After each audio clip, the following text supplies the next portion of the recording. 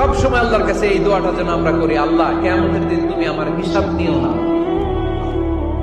আল্লাহ তুমি আমার বিচার বসিও না, আল্লাহ তুমি দয়া করে আমারে মাফ করে দিও। আল্লাহ যার বিচার করবেন ও জাহান্নামে যাবে, আর যার বিচার করবেন না সে জান্নাতে যাবে।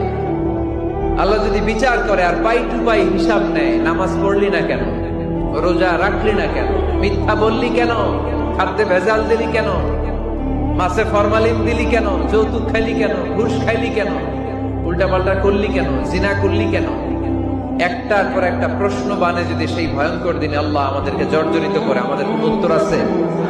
সেদিন আমাদের বাঁচার কোন উপায় আছে? তাই আমরা সবাই আল্লাহর কাছে দোয়া করবো, আল্লাহ কোনো বিচার টিচার মানি না, কোনো বিচার করতে পারবো না, দয়া করবা। কথা কয় না? কি করবে? এবার আওয়াজ করে বলেন, বিচার চান না দয়া চান?